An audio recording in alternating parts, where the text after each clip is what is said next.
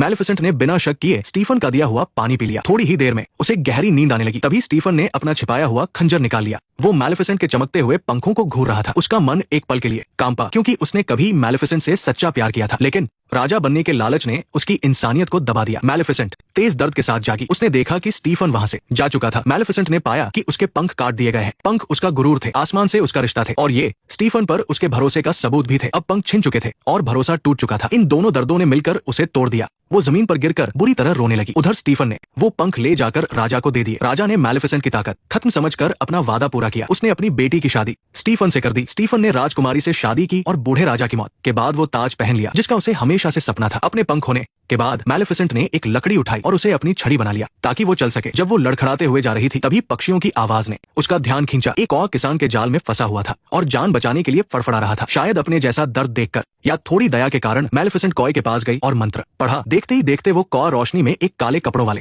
इंसान में बदल गया। अपनी जान बचाने के लिए कॉ मैलेफिसेंट का एहसानमंद था। उसने कसम खाई कि अब से वो मैलेफिसेंट के पंख बनेगा। उसका नाम दियावल रखा गया और वो मैलेफिसेंट का सबसे वफादार साथी बन गया। मैलेफिसेंट ने दियावल को पहला काम सौंपा कि वो महल पर नजर रखे और पता लगाए कि स्टीफन इतना बेरहम क्यों हो गया। उधर स्टीफन राजा बन चुका था और शादीशुदा था। मैलेफिसेंट कॉय की बात सुन रही थी। सच्चाई जानकर उसका दिल नफरत से भर गया। पंख तो नहीं रहे, लेकिन बदले की आग उसके अंदर जलने लगी। मैलेफिसेंट के साथ साथ वो हरा भरा जादुई जंगल भी बदल गया। मैलेफिसेंट की नफरत की वजह से जंगल भी वीरान हो गया। एक दिन कॉ एक खबर लाया, राजा और रानी के यहाँ एक बेटी हुई है और जल्द ही एक बहुत बड़ा जश्न होने वाला है। एक बच्चे का स्वागत कितना अच्छा है ना। समय बीता और जश्न का दिन आ गया। सभी लोग महल में जमा थे। जादुई जंगल की परियां भी राजकुमारी को आशीर्वाद देने आई थी, लेकिन तभी वहाँ एक बिन बुलाया मेहमान आया। मैलेफिसेंट वहाँ पहुंच गई। मैं बहुत दुखी हूँ कि मुझे दावत का न्योता नहीं मिला। स्टीफन के चेहरे पर डर और गुस्सा साफ दिख रहा था। स्टीफन गुस्से से अपनी राजगद्दी से उठ खड़ा हुआ। डर और गुस्से ने उसे पूरी तरह जकड़ लिया था, पर मैलेफिसेंट तो बस श्राप देकर वहां से चली गई। स्टीफन को सीधे सीधे खत्म कर देने के बजाय उसे अपने किसी अपने को दूर जाते हुए देखना उसे कहीं ज्यादा नाउम्मीदी और दर्द का एहसास कराता। ठीक वैसे ही जैसे मैलेफिसेंट को जागने पर अपने पंख कटे हुए देखकर हुआ था। मैलेफिसेंट के जाने के बाद राजा ने राज्य के सारे चरखे जला देने का हुक्म दिया। भड़कती आग की लपटों ने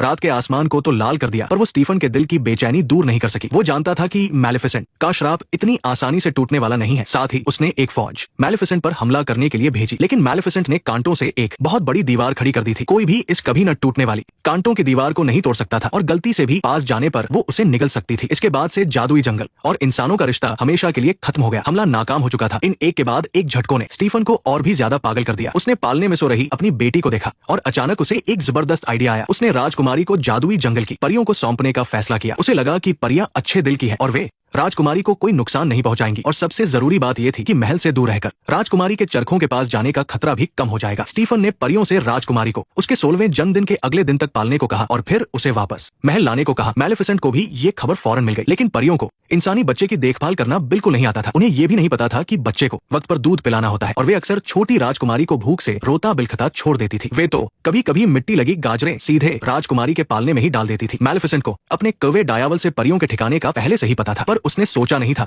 कि सबसे पहले उसे राजकुमारी के दिन रात रोने की आवाज से परेशानी होगी। वह खिड़की के पास खड़ी होकर जानबूझकर छोटी राजकुमारी को डराती, लेकिन बच्ची उससे बिल्कुल नहीं डरती थी, बल्कि वो तो मैलेफिसेंट को देखकर खिलखिलाकर हंस देती थी। मैलेफिसेंट कभी खुद सामने नहीं आती थी। वो बस घनी झाड़ियों के पीछे छिपकर अपनी उन हरी चमकती आंखों से झोपड़ी में सो रही छोटी राजकुमारी ऑरोरा को देखती रहती थी। वो अपने वफादार कुवे डायावल से सुबह का सबसे ताजा फूलों का रस मंगवाती और चुपके से राजकुमारी के मुंह में डलवा देती। अपने दिल में आई इस नरमी को छिपाने के लिए वो जानबूझकर झोपड़ी की तरफ अपनी जादुई छड़ी घुमाकर अचानक से थोड़ी बारिश कर देती ताकि परियों को इधर उधर भागते हुए देख सके। उन्हें परेशान देखकर मैलेफिसेंट के चेहरे पर भी लंबे समय बाद मुस्कान आ जाती थी। दूसरी तरफ मैलेफिसेंट के आगे अपनी बेबसी देखकर राजा और भी ज्यादा चिड़चिड़ा होता जा रहा था। बाहर वालों को लगता था कि स्टीफन का सारा गुस्सा अपनी बेटी की सुरक्षा की चिंता की वजह से है, कि वो एक ऐसा पिता है जो अपने बच्चे को बचाने के लिए एक बुरी डायन का सामना कर रहा है। पर सिर्फ स्टीफन ही जानता था कि उस गुस्से की असली वजह उसका गहरा डर था। उसे इस बात का डर नहीं था कि मैलेफिसेंट ऑरोरा को नुकसान पहुंचाएगी, बल्कि डर था कि उसे सालों पुराना धोखा याद आ जाएगा। ये वही था जिसने मैलेफिसेंट के भरोसे का फायदा उठाकर उसके बेखबर होते हुए अपने हाथों से उसके पंख काट दिए थे ताकि उसे राजगद्दी मिल सके। वो अच्छी तरह जानता था कि उसके पास जो कुछ भी है वो सब एक गंदी सौदेबाजी का नतीजा है और वो बिल्कुल नहीं चाहता था कि ये मुश्किल से मिली दौलत और शोहरत मैलेफिसेंट तबाह कर दे। वो पहले हमला करना चाहता था ताकि मैलेफिसेंट के उसे नुकसान पहुंचाने की कोई गुंजाइश ही न रहे। तभी उसके दिमाग में एक धुंधली याद आई। ये कई साल पहले की बात थी जब वो पहली बार मैलेफिसेंट से मिला था और तब मैलेफिसेंट एक अंगूठी से जल गई थी। धीरे धीरे एक शैतानी प्लान उसके दिमाग में बनने लगा। समय बीतता गया और छोटी राजकुमारी बड़ी होती गई। मैलेफिसेंट मुंह से तो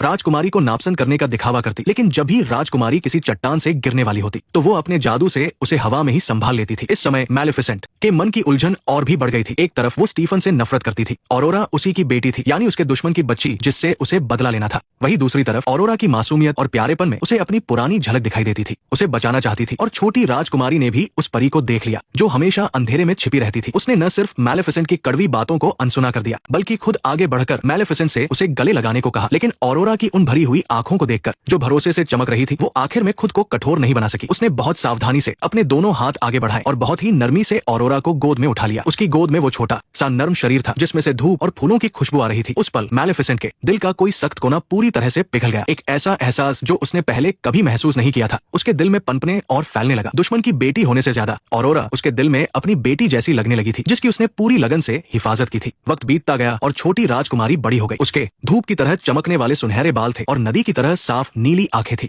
यहाँ तक कि आसपास के छोटे जानवर भी खुद उसके पास आना पसंद करते थे। वो गलती से मैलेफिसेंट को अपनी गॉड मदर समझती थी। मैलेफिसेंट ने इस बात से इनकार नहीं किया, बल्कि हमेशा रूखा बर्ताव करने वाली वो भी ऑरोरा के साथ खेलने लगी थी। मैलेफिसेंट और ऑरोरा का रिश्ता और भी गहरा होता गया, लेकिन वो जितना करीब आते गए मैलेफिसेंट को उतना ही ज्यादा अफसोस होने लगा उस श्राप पर जो उसने गुस्से में आकर दिया था। हर रात जब वो ऑरोरा के जन्मदिन के बारे में सोचती तो वो अनगिनत बार अपनी जादुई छड़ी घुमाती और सबसे ताकतवर जादू से उस श्राप को हटाने की कोशिश करती। हरे रंग की जादुई रोशनी उसके हाथों में बनती, मिट्टी और फिर से बनती, लेकिन चाहे वो कितनी भी कोशिश कर ले, श्राप टस से मस नहीं हुआ। उसने श्राप देते वक्त एक अटूट कसम खाई थी। ये जादुई दुनिया का सबसे पक्का वादा होता है जो एक बार दे दिया जाए तो श्राप देने वाला खुद भी उसे वापस नहीं ले सकता। बेबसी का एहसास लहरों की तरह मैलेफिसेंट पर छा गया। वो बस अब और भी ज्यादा ऑरोरा के पास रहने लगी, इस उम्मीद में कि उसका साथ श्राप से होने वाले दर्द को कम कर सकेगा। वो शुरू से आखिर तक सिर्फ उस धोखेबाज स्टीफन से नफरत करती थी और ऑरोरा तो बेकसूर थी। यहाँ तक कि रोज साथ रहते थे वो ऑरोरा को अपनी बेटी ही मानने लगी थी। ऑरोरा को नहीं पता था कि उस पर कितना भयानक श्राप है और न ही वो मैलेफिसेंट और अपने पिता के बीच की गहरी दुश्मनी के बारे में जानती थी। किस्मत का पहिया उस पल घूम गया जब उसकी मुलाकात राजकुमार फिलिप से हुई। ऑरोरा हमेशा की तरह जंगल में परियों से बात कर रही थी, लेकिन अचानक उसकी मुलाकात पड़ोसी राज्य के राजकुमार फिलिप से हो गई। फिलिप इस बार ऑरोरा के राज्य में उसके पिता से मिलने जा रहा था। बचपन से ही जादुई जंगल में रहने वाली ऑरोरा ने पहली बार दिल की धड़कन तेज होने का एहसास किया। वो फिलिप से दोबारा मिलने का इंतजार करने लगी। पास की एक डाल पर छिपा हुआ कौआ डियावल ये देखकर इतना उत्साहित हो गया कि उसके पंख भी कांपने लगे। उसे लगा कि फिलिप ही उस श्राप का तोड़ है, लेकिन डियावल का उत्साह मैलेफिसेंट पर असर नहीं कर पाया। वो दूर से उन दोनों को खुशी से बातें करते हुए देख रही थी और उसके चेहरे पर एक व्यंग भरी मुस्कान आ गई, लेकिन उसकी आंखों में छिपा न सकने वाली उदासी भरी हुई थी। वो इस तथाकथित सच्चे प्यार का मजाक उड़ा रही थी। उसने ऐसा श्राप इसलिए दिया ही था क्योंकि उसे यकीन नहीं था कि इस दुनिया में सच्चा प्यार होता भी है। कई साल पहले स्टीफन ने भी उससे सच्चे प्यार की कस्में खाई थी। कहा था कि वो हमेशा उसकी और जादुई जंगल की रक्षा करेगा, लेकिन बाद में वो कस्में सबसे बड़ा मजाक बनकर रह गई। उसने सच्चे प्यार का नाटक करके उसका भरोसा जीता और फिर पलटकर उसके पंख काट दिए, जिसके बदले में उसे राजा की गद्दी और सबसे बड़ी ताकत मिली। मैलेफिसेंट की नजर में ये तथाकथित सच्चा प्यार इंसानों का अपने मतलब के लिए बनाया गया एक झूठ था। और दूसरी तरफ ऑरोरा खुशी खुशी अपनी झोपड़ी में लौटी, लेकिन वहां उसने तीनों परियों को आपस में झगड़ते हुए देखा। परियों की बातों से ऑरोरा को पता चला कि उसके माता पिता मरे नहीं है। वो असल में एक राज्य की राजकुमारी थी जिसे एक बुरी डायन ने श्राप दे दिया था, इसलिए उसे मजबूरी में जंगल में आकर बड़ा होना पड़ा। और ये बहुत ही बुरा श्राप उसी गॉडमदर ने दिया था जिसके साथ वो रोज रहती थी। ऑरोरा ने लाल आंखों से मैलेफिसेंट से सवाल किया। ऑरोरा की निराशा और दर्द से भरी आंखों का सामना करते हुए मैलेफिसेंट के पास कहने के लिए बहुत कुछ था। वो अपने शुरुआती बदले की भावना के बारे में बताना चाहती थी, इन बीते सालों के प्यार और देखभाल के बारे में बताना चाहती थी और उस भारी श्राप का सच बताना चाहती थी। नेक्स्ट पार्ट देखने के लिए वीडियो को लाइक करो।